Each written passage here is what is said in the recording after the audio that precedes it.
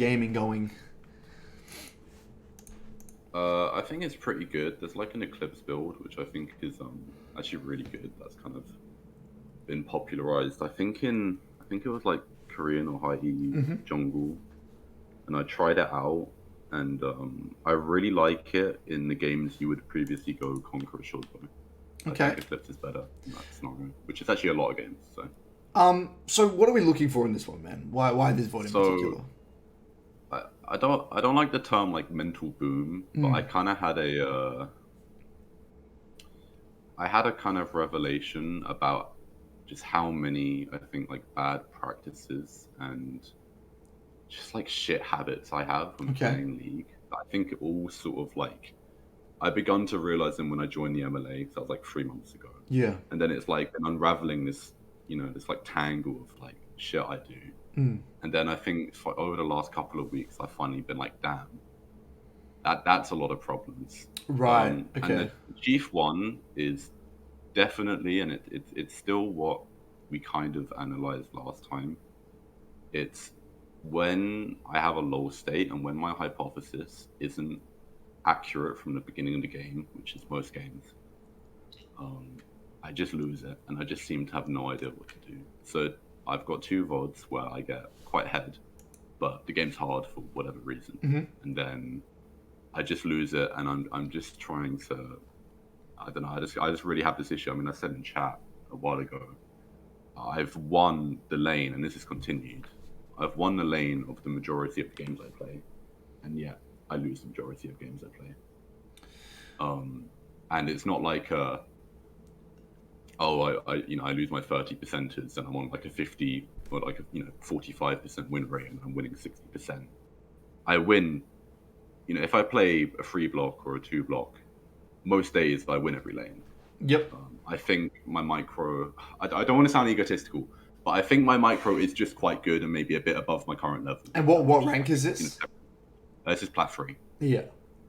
And I also, I play Yasuo, I play Mm. Viego, and Yone can. But those two champs, they win a lot of matchups. But I get these leads and I'm like, what the hell do I do? Because I can't just like side lane 1v2, get objective, win the game. That's what I want to do every game. But then obviously you can't do that most games. You can do that when your lanes are neutral, whatever, and you can just afford to go farm and play for skirmishes and stuff. But when I need to be, I guess, a bit more creative, I don't know. I just seem to lose it a lot. Okay. So all right. Well, what we'll do, we'll take a look. We'll see how this manifests in this game, and then we can maybe figure out some steps moving forward to address this problem. Okay. Um.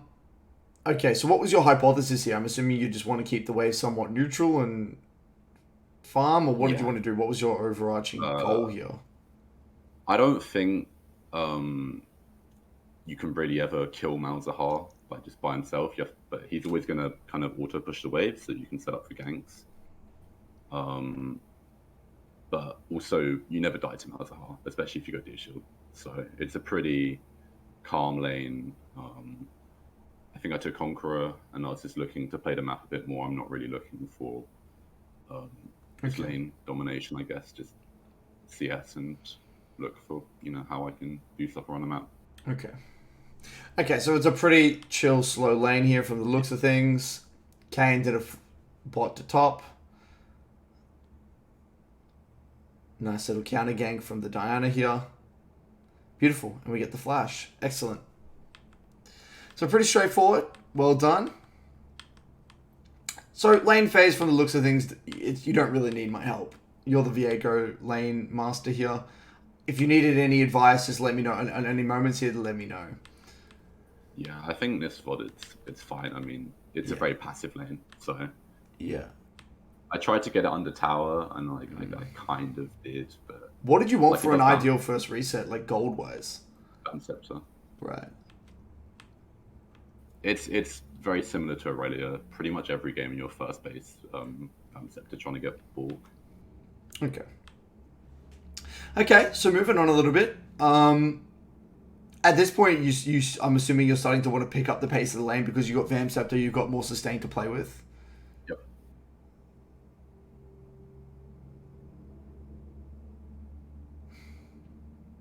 Good.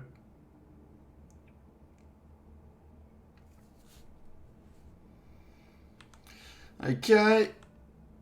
Top takes a 2v2. Okay, we see a nice little opportunistic roam here. They're fishing for a dive. Nice, beautiful little collapse here. Well done. Good awareness.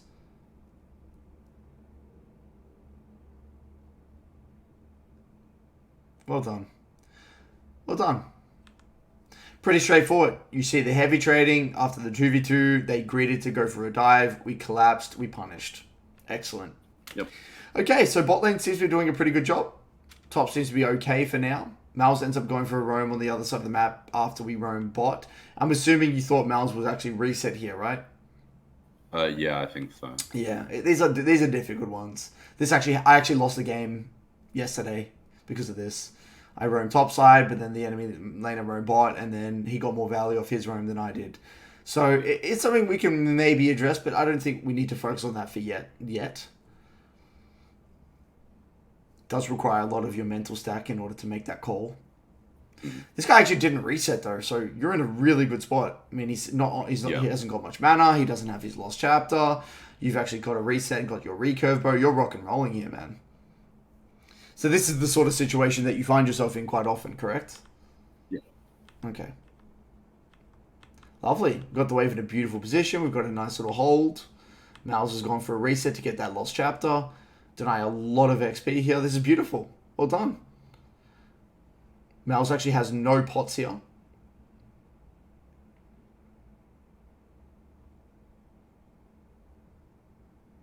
So what was going through your mind at this stage? We're now nearing 10 minutes. You're getting, I guess, somewhat close to your block. What are we thinking?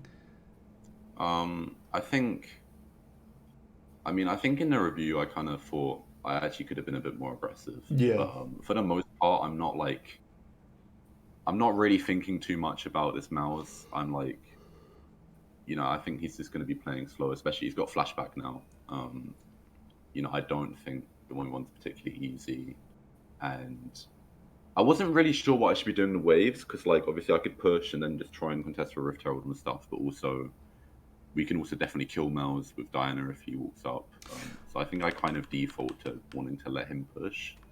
And I think that's because my Diana was playing a bit more for bot side, we got Dragon and stuff. So I think, even if I walked up and I had prior, it's harder to get Rift Herald. Well, in my opinion, I just think you just want to be probably slow building into zoning the Malzahar into a crash, into buying you time to roam. That's at least what I see. Yeah. I mean, I guess. I think I kind of just thought that Malzahar can kind of just trade as passive and a bit of HP and kind of stop any slow push. Yeah, you would have to be able to zone him. If you can't zone him, then it's never going to work. Okay. This gives you access to Rift, though, which is really nice. Yep. Okay. So, we end up catching the wave. Dinah's on the Rift. Malz ends up roaming bot again. I would say this is quite foreseeable, right? Given that he's on a lot of resources. He did that beforehand. Bot's heavy trading. I think we probably could have pinged that one. And we actually see him over that ward as well. Yeah. So that one I think is definitely on you. Yeah, no, I should have been that. Okay. So what do we see here? Bot lane's still kind of going to do okay even after that one. Volley and top Yone pretty even. Probably going to get more favored to the Yone as it goes on. You've got all the kills here. So the game is still open-ended. You've now got your Bork, so you're killing it. You're very, very, very strong here. I think this is a game where you just got to stack objectives and get the ball rolling. You want to get someone else ahead here, right? Because you're not going to be able to 1v9 this game. You need someone else to get ahead, correct? Yeah, I think it's a hard, it's definitely a hard Jhin game, I think. Because they got Kayn, Yone, and Zillion as well. I think it's a Zillion. I'm pretty sure it's Zillion. So I was kind of thinking, Diana really needs to be the other person. Yeah, to get that would be nice if it was, yeah. I don't really see Volley doing anything. You could for an invade on that red, honestly, or something like that, because you've got so much freedom. And that's hard it's hard for you to kill the Malz at this stage because he's just going to not interact with you. Yeah, exactly. I think just I think just spam being red here. Go to red.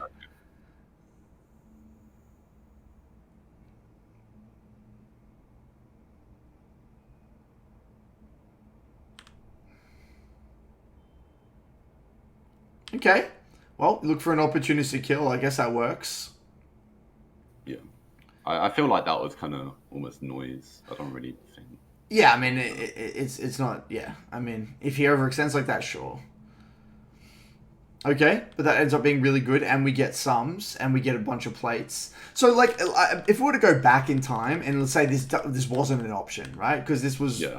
you know, most definitely probably in another reality, probably not an option. See Yeah. how invading would have been really good, because it allows you to take a 2v2. You have first move, and Kane would probably get one shot, or even if not get one shot, he'll get chunked out. You get access to the entire bot side. You get full control. It's a win-win either way, isn't it? Yeah, and then we can threaten the dive or something. Yeah, if you we- can threaten the dive, or you can deny Kane camps, or you can even... That's just going to guarantee the dragon anyway when it comes up. Yeah, I definitely undervalue like buff invades compared to obviously just. I mean, I'm sure it's actually probably quite a common thing for I guess lower ranked players. Like you see dragon, you're like, oh, that's more important than the buff. Yeah. It's not like you know, setting up the dragon a minute before does anything. Yeah. So, again, I think the main win cons is spot on are you and Diana here. So lovely. We see a little bit of a collapse window. Unfortunately, Diana's going to die before you get there. I don't think you can do much here. Okay. So this is an absolute disaster for the game. Because Jin died, Diana, your secondary win con dies, and this also means they're going to get the dragon. You do get tower on topside for it, but I don't. It's going to make the game much harder than it needs to be. So this is going to be a tough one. It's going to be a very tough one. So what were you thinking here at this stage? I'm thinking. Well, I didn't actually say anything, but Jin just takes mid, and I'm like, okay, that's good. I think I should decide right now. And then I kind of wanted like to be looking for plays with Diana until objectives were up, and then just go to objective. This ends up working out pretty well.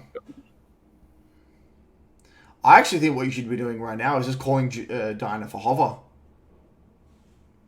Yeah, okay.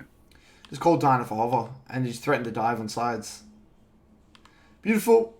Lovely. Diana hovers you. We get the tower. Excellent. We can move up, threaten mid if need be, if they disrespect. Lovely. This is great. I like the way you're playing this. We don't need to do anything mid here either. We can just relax. Yeah. So I feel like we won this fight. But I wasn't like trying to force anything. Yeah.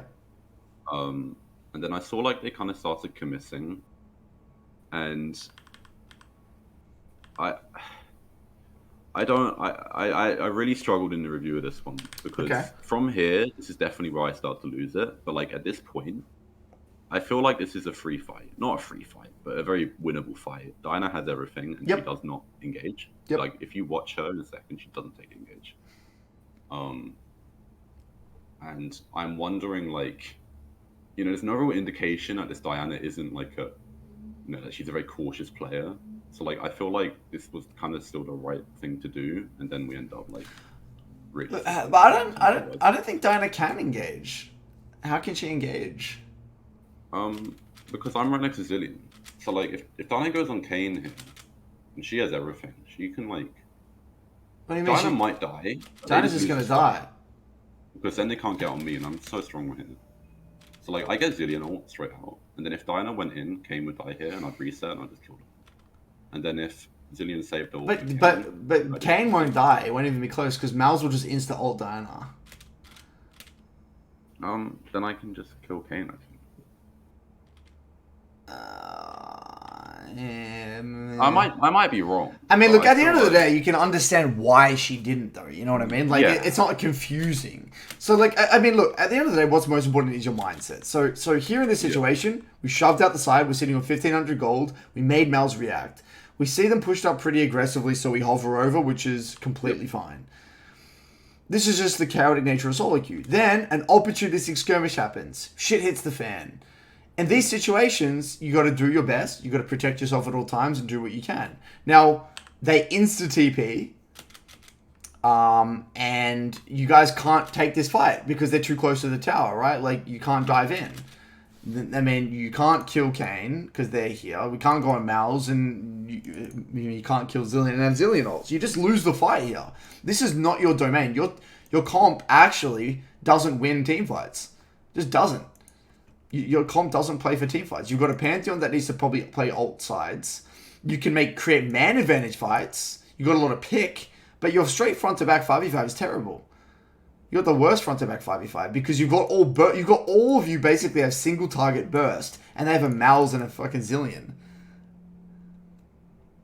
Maybe it was just a poor run. Yeah, so I think I overvalue Diana. I mean, yeah, I mean she's not that strong. I mean she would only get a single man ult as well, so it wouldn't even do much damage. So regardless, like in my opinion, this is one of those situations where the main learnings are two things. One, I mean, I think to me here you maybe overestimated your team's effectiveness, but you underestimated the effectiveness of the enemy in this situation. Choke point was Ziggs and Malzahar, Zillion ult, a tanky level 11 Kane. It's a hard fight anyway, right? You simply underestimated how the champions interact at this point in time. And then I would say also it's just like, you know what you know now how it will play out. It's just it. That's it. So in the game, when this happens, right, you got to say to yourself, okay, you got to say to yourself, okay, so what happened? What's the main, like, how do I need to adapt? If I look at this and I'm in your situation, I'm probably thinking to myself, well, fuck me. So Volley's top. We didn't take a 5v5. Zillion is actually making our life really, really difficult. What we probably need to do next time is create man advantage, which is exactly like you did before. So I would actually fuck team fights completely. Volley's got Hullbreaker in the side. Let him do his thing. Let them clear waves mid, and then you and Dinah can play through side. But if it wasn't already clear, I'm assuming there's going to be another skirmish that might happen that might make it clearer. But let's see what we can do here. So we go for a play onto the Kane. I think this was kind of compensation, but I did so. Well, you genuinely believe you could get the kill here, right? I did. I did actually consciously go, okay, Kane won't have ult, and then he did. Right, so that's fine. It's noise. Don't worry about it. This is noise. I mean, it's not noise. It's just a really painful experience, isn't it? That's all it is. It's like, fuck, okay, Kane's R is lower cooldown than I anticipated. Now, yes, your late lead has kind of gone to shit here. Let's see what we do here. So it seems like to me, the trend, at least you were trying to describe to me at the beginning of the review, was saying you do well, something goes wrong, but instead of you're saying that you never bounce back. You're not able to bounce back when something goes wrong. Is that what you're saying? So you kind of get punched in the face and then you lose your poise in a way. I feel like there's no course correction almost. Yeah. Okay. I see. And this is exactly what it looks like. Just death after death in a way. Yeah, I mean, this is okay. Dragon's coming out. It's like Dragon. Yep.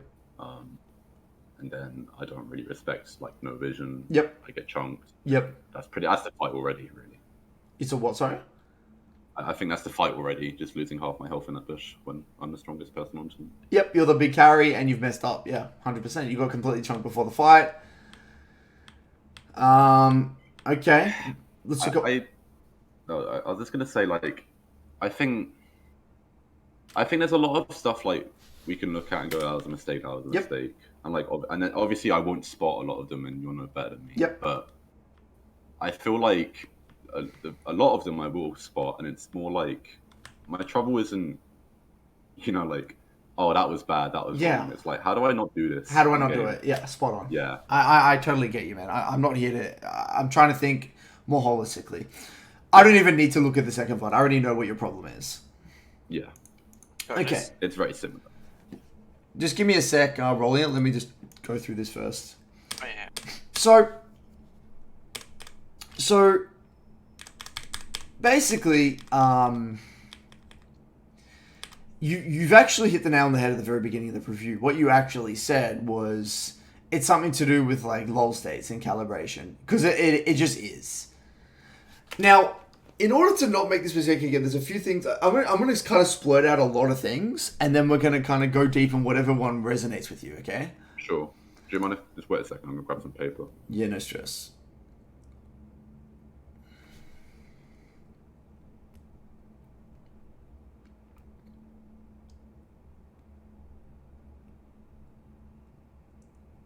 All right, all good. Okay. The first thing I do want to talk about here is that,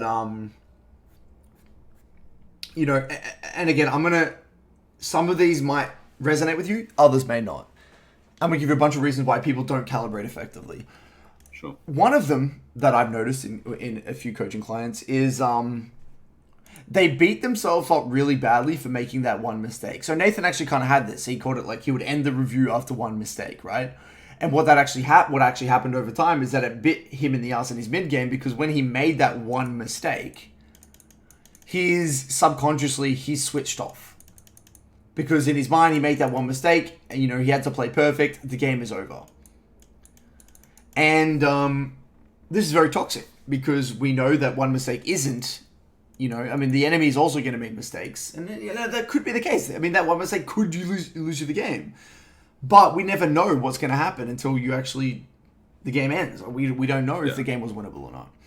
And look, in order to combat this, what Nathan did is he switched his mindset from when he died to, okay, now the game's, it was in his control, and he was probably going to take over the game and carry. But after that one mistake, he can't just 1v9 anymore. He can't just take over the game. It's not in his control anymore.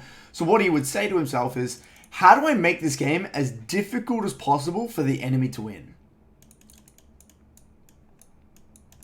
That's literally what he would say. How do I make it as difficult as possible for the enemy to win this game? So, sure, you might win this game, but I'm going to make you sweat for it. I'm going to make it so goddamn hard for you. And let's see what happens. It's a very powerful mindset. Okay? This is something that worked for Nathan. That's good. Another one as well is that some people struggle with the whole calibration mid-game because they fundamentally don't click with the chaotic nature of solo queue. Because look, at the end of the day, man, there are so many mistakes that you can make. You are going to make mistakes. It's inevitable, isn't it? Because there's just so much shit. There's a million interactions. There's people can just make good creative plays. People can just make, on your own team, little blunders. There are so many things that you can't account for. It's inevitable that you're going to make a mistake. You can't come into the game thinking that you're going to play a quote-unquote perfect game with 0 deaths. No, that's never going to happen. Your expectation heading into the game is that you're probably going to fuck up somewhere, or you're going to get outplayed. That's going to happen. You're going to get punched in the face. It's inevitability. Something is going to go wrong. Something is going to catch you off guard. And Will talks about this, his rank 1 client, where every game is going to be hard. Every game is going to make me feel uncomfortable. So that's the expectation. If my expectation that every game is going to make I'm going to be uncomfortable, I'm going to get punched in the face, I'm going to, so on and so forth, then when that one thing happens, it doesn't bother you too much, because you already know it was inevitably going to happen. So this is kind of like a pre-game expectation thing. I don't know what your expectations are heading into the game. I know some people think it's going to be, they're going to get ahead and it's going to be a stomp. No. I don't know, maybe it is an expectation thing which prevents you from really calibrating in those lull states. It could also be that like you make that one mistake and it's like that quote, right? The Mike Tyson, everyone has a plan until they get punched in the face. You simply aren't able to, you're not actively trying to figure out a way to come back into the game, and you're not effectively, like, you just don't know how to calibrate. You genuinely just don't know how to calibrate. Now, advice I'll give for this one. Okay. Let's go back here. Let's actually step it through, step by step after this one moment here. Back here. Let's go to this one. So, I don't really care about this one. Because, at the end of the day, you thought you could kill, whatever. It's a bit unfortunate. It is what it is. It's a key learning. Now you know, right? But you've just been punched in the face, right? You've gone from being, 150 CS, 4-0 to dominating, to 4-2, 2 deaths in a row. So you've been shaken up, right? Yeah. So in this situation, what you need to do is you need to look at press tab, and I don't want you to just think about what you want to do. I want you to think about what the enemy would also want to do. Like, very simply. Like, what do you see here? Don't just look at the scoreboards. Like, what does this actually mean? And so what I mean by this is, like, if you're versing a Fed Fizz, it's very different to versing a Fed Ziggs, isn't it? Like, in terms of, like, the possibilities of what they could do. Now, you're versing a Fed Kane. So what does that mean? Well, Kane is really good at, like, making picks because of his terrain scaling. He's everywhere. So coming out of base in the loading screen like this, I'm thinking to myself, well, fuck me. I really got to know where this Kane is. If I don't see him, I got to be quite scared. I mean, I got to be cautious. Now, if you combine this getting very granular as well with what is my team doing, you could come up with a pretty accurate hypothesis about what might happen. Now, if you actually take a look at this right now, given what we know about a Fed Kane, you've got Jin resetting in mid lane, you've got this guy atop, and you've got this guy on Gromp. Shoving this next wave and walking out is pretty fucking crazy, isn't it? Because no one can back you up.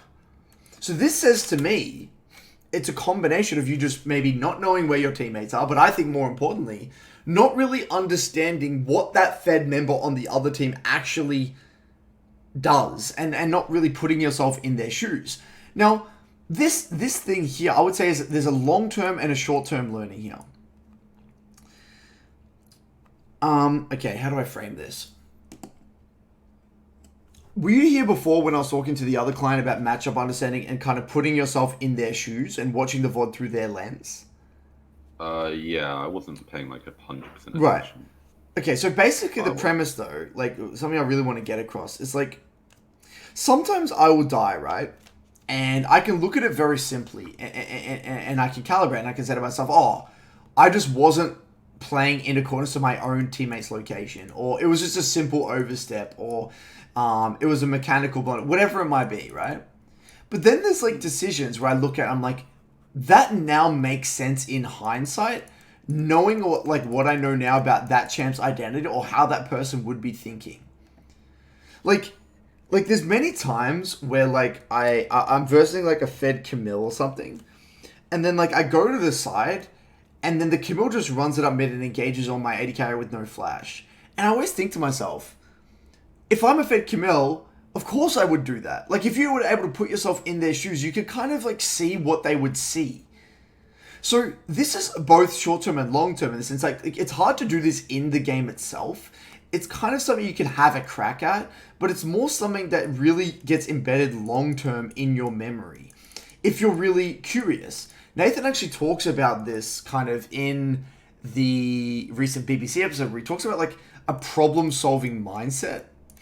And like, in order to problem solve, you really got to look at it from like their perspective as well as your perspective. So I think that for me, this could be two things. It could be simply you not thinking at all about what Kane wants to do, or you were thinking about it, but you simply didn't understand what Kane would want to do. You don't understand enough about that champion and how that champion would be thinking when they're fed.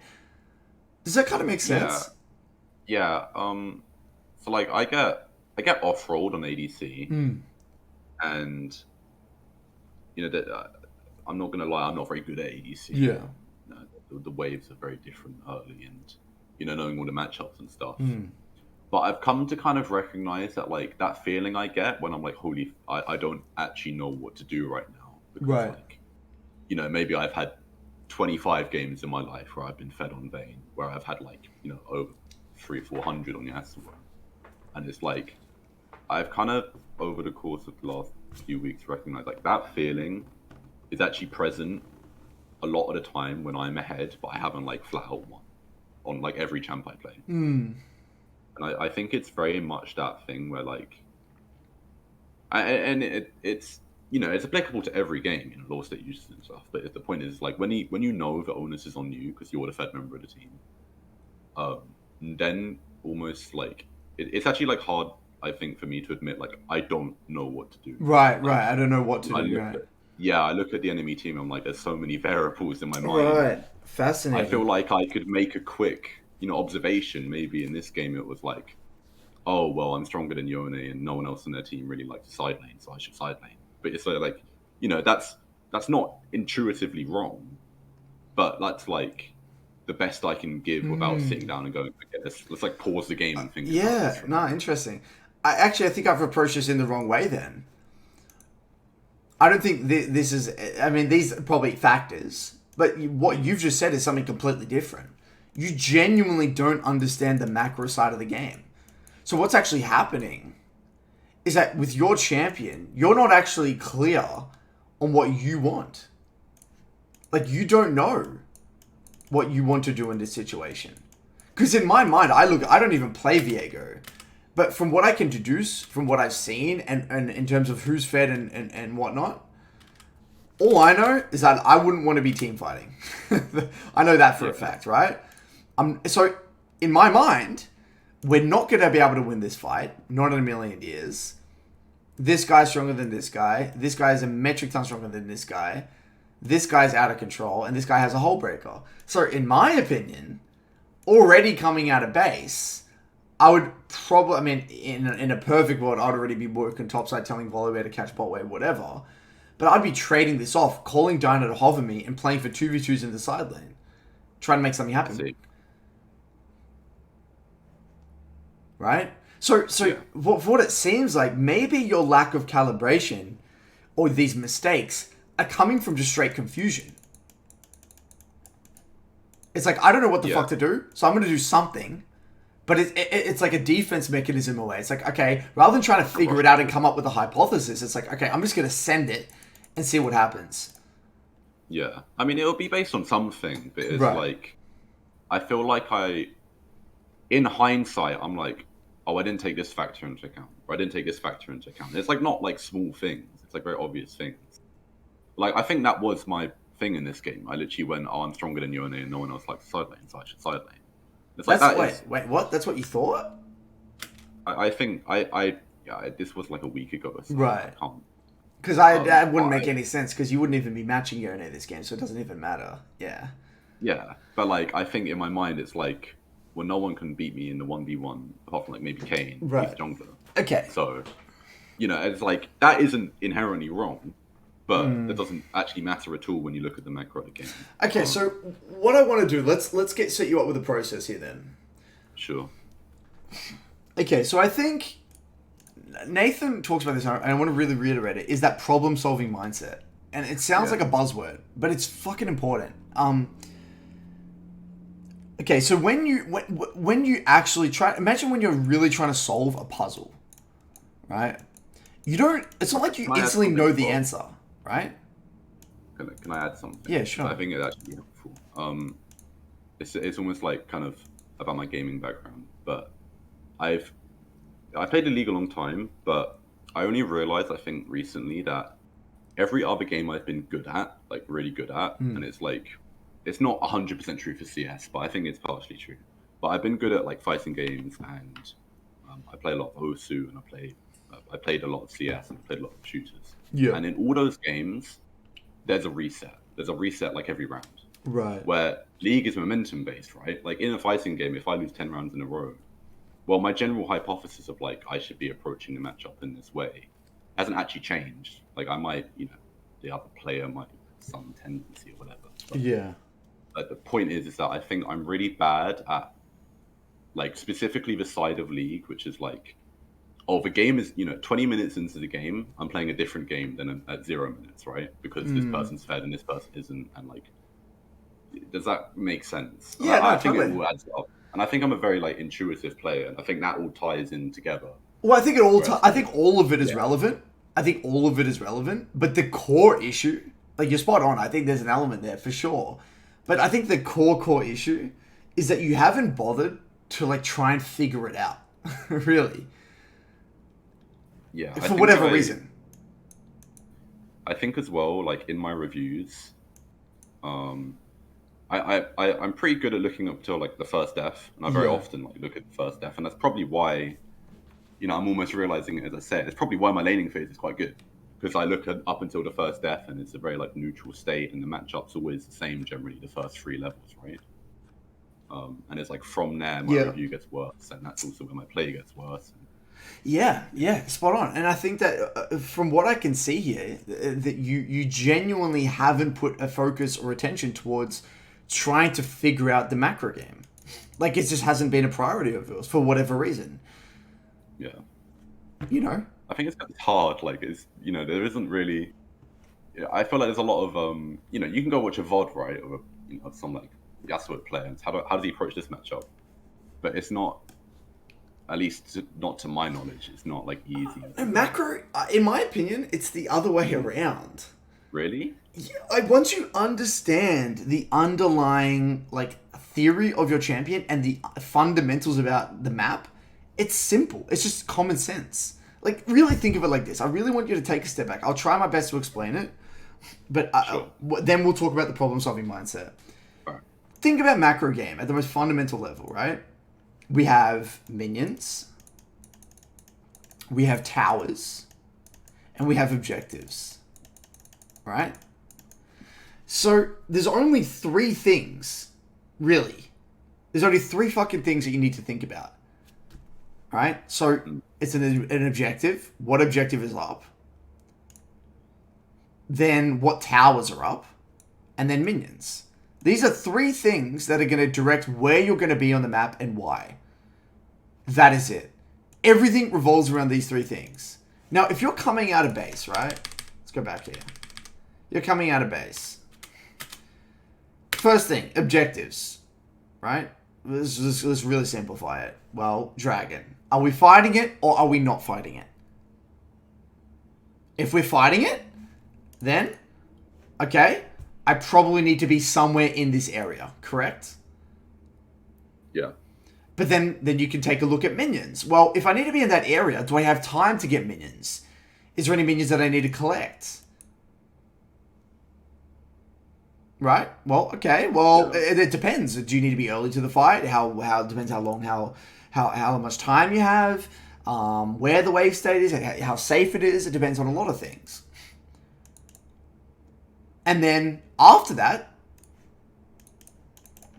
towers. Okay, well, based off the objectives and towers, I mean, what can I do?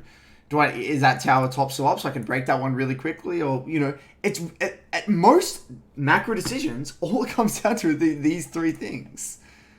It's really, really simple. So in my mind, it's like, okay, if I'm contesting dragon, I'm going bot side. If I'm not contesting dragon, I'm going top side. And then after that, then it's just, how do I get as most farm and win the fight? That's basically it.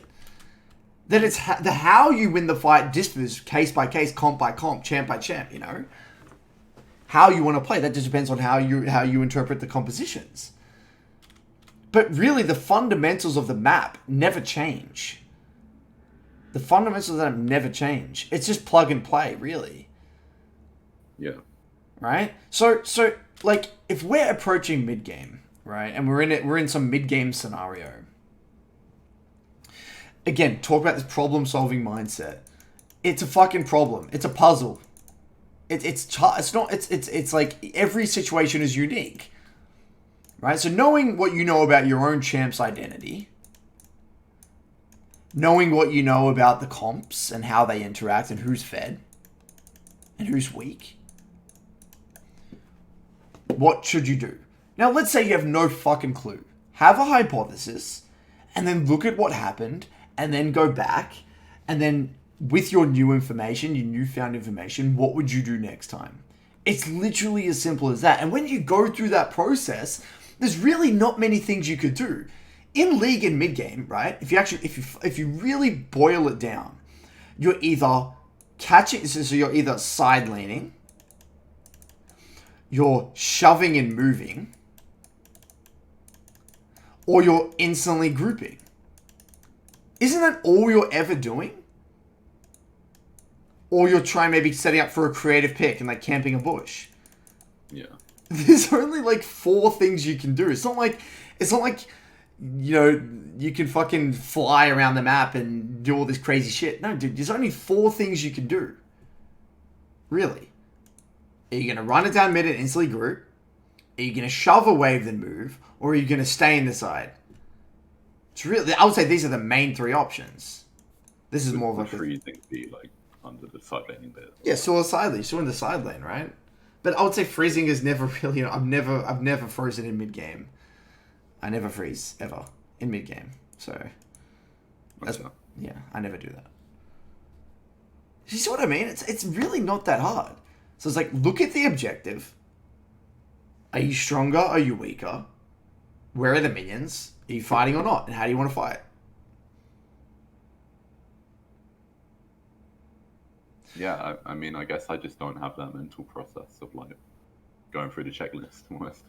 Oh, and look, I'll be honest with you, man. I don't even view it as a checklist. I think it's like once you understand it, it's just like it's a no brainer. It's like it's just like you drive on the correct side of the road because you understand it. It's like you don't need to think about it. You just do it. You put on your seatbelt. You just do it. So what I would urge you to do from now on, let's actually go to and this is where things. The one thing, admittedly, that is tricky is filtering between the noise and the signal. Right, that fight over here, where this fight, where you got, well, this fight here, this was a correct macro decision, just an unfortunate situation. You guys just fought in a really awkward place. You guys couldn't fight. You compensated a little bit, whatever. It's a little bit of noise, isn't it? Because you've already shoved the side wave out, right? Like, I would say that, yes, posturing mid was fine because they looked overextended, but then, he got caught, and then, the main learning here is more compensation. But it's still pretty noise-oriented. Like, from a macro perspective, it was actually kind of fine, right? This next bit was noise as well, in a way. And when I say noise, it doesn't mean you don't learn from it, but it's like, it's a very small detail that, like, doesn't need to be a massive focus point of yours. Then we've got, like, this, and then, but, like, none of these have really been macro decisions. I guess it seems to me you wanted to fight the dragon for whatever reason. This is more just you kind of in La La Land getting picked off. But, Yeah. There is a lot of noise. So, what I would urge you to, like, care about is, like, knowing what you know now in hindsight in the review, go back and say to yourself, okay, what was my mindset heading into decision from a macro? Like, what did I want to happen? And what are the other options? Start visualizing. Visualization is the most important thing for improving macro game. It's the number one. Everything revolves around visualization. That's all I do in mid game, by the way. That's how I improve my mid game massively. It's all visualization. So I would go to a moment, whether it's like I'm late to a fight, or we lost a drag fight, or the enemy snuck a Baron, or I fucked up the lane assignments, whatever it might be, I go to this moment that felt bad in mid-game, and then I just visualize, what would the alternatives look like? What other options do I have? There's usually only another 2 or 3 options. It's either, I could have grouped mid, I could have gone to the other side, I could have fixed this lane assignment, we could have traded it off, whatever it might be. There's only 3 or 4, there's probably only going to be 3 other options. But you visualize each one, and you're like, that makes sense. So the learning is 2-part. You see that your decision was incorrect, or obviously incorrect, and because it just didn't work. But then you visualize what the alternative might be that would have worked. And you rinse repeat. When you do this, you'll realize very, very, very quickly that it's just every decision is just another one of those. There's not many things that could happen. And that's why Champ Mastery is so important, because what you'll notice is that with your champion, there's only a handful of ways you're going to win. Yeah. Okay, here's a question. Mm-hmm. Do you think you can almost visualize the whole game and then just play it like in that sense occasionally, like before you played the game? So like you could, in Champion Select, if you've got like, I know my top lane loses, I know I can probably win this lane. No, never. You don't think you can do that? I never visualize I have no idea what's going to happen in my games. Like when I'm playing most of the game, the only thing I'm anticipating is what's going to happen in the next minute. Well, I ask because I think almost hearing you talk about that is like, I feel like in Champion Select, I sit there and I'm like, okay, how do I win this game? and in the loading screen, and I've got the idea, and when it goes, like, and sometimes I'm right, and it can go to that idea, and those are the games I win, where I matter. Sometimes I just get carried about it, or something. No, But I never do that, dude. and it feels like I'm getting thrown off when my original idea doesn't work. Right, you're probably holding on to that too. I never do that, dude. I'll be honest. The only Yeah. thing I think about heading into the game, because I actually said to myself, I have no fucking clue. Half of the time I'm in mid game and I still have no idea. Like most of the So time, I have no idea what I'm doing. Like I have no idea how I'm going to win the game most of the time. I actually, I used to take notes at the start of every game. I'd literally be like, okay, do I win my lane? What do I think about 2v2? And then sometimes if it's like, I wouldn't generally say anything if I think it's a neutral lane, but I think if it's like, I don't know, something in bot lane which loses really hard, then I'd be like, okay, I need to be aware of that. And I think I actually stopped doing that because I feel like that was damaging my Yeah. almost capability to be flexible in the game when that didn't like go exactly as Yeah. I thought it would pre-game. But I think it almost is another aspect of the same problem. Yeah, like for me, man, I literally will think about my lane matchup and maybe like what the jungle path might be, and like kind of like very roughly maybe, yeah, that's it really. My matchup in the 2v2 and my jungle path. That's it. First clear. How much threat am I under? Will they support roam? That's basically it. Yeah. And then as the game goes on, I'll just adapt and soak in more information, soak in more information, soak in more information. Most of the time in mid game, I actually have no idea if I'm going to win or not, how I'm going to win. I'll kind of know roughly what I got to do next. Whether or not I actually don't know what's going to happen though. Like I'll give you a perfect example. In this situation, after this, right? I would say to myself, okay, well, I know I don't want to contest this dragon. I want to trade this off. So maybe I can go bot, catch that wave, then fix the lane assignments with volley. I don't know what's going to happen after that. I kind of know roughly that I might be topside and Gianna will probably hover me. They'll get dragged. But I have no idea what the fuck will happen after that. Yeah. Who knows? Maybe they run into us, collapse. Maybe they split the map. I have fucking no idea. I don't even think about that. It's like I know what I want and what I'm going to do in the next 30 seconds to a minute.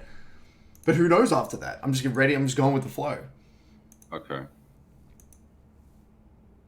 Does that make sense? I think I'm too general in thinking about what my champion wants. Agreed. Like I think Yasuo, and I'm like, okay, I want CS and I want money, and that's like it. And then I'm always trying to play towards that almost, and when I can't, it's like really hard for me. So I want you to from now on go through this process like we did. Hypothesize. If you're fucking clueless, make a decision. Go to those key moments. Look at it. Knowing what you know now. Was it good? Was it bad? Why? Then go through the alternatives. Yeah. And then that's where the VOD question channel comes into play. Clip it. Curtis, what would you do? What are the options? What should I have done here? Should I group? Should I split? Should we trade? Blah, blah, blah, blah, blah. And you do it again. And you do it again. And you do it again. With a problem-solving mindset. Yeah. Okay? Does that make sense? 400 questions. Excellent. Yeah, okay. I think that's all pretty coherent. Thank you. Excellent. Lovely. Well, thank you for coming by, Stray. Cheers.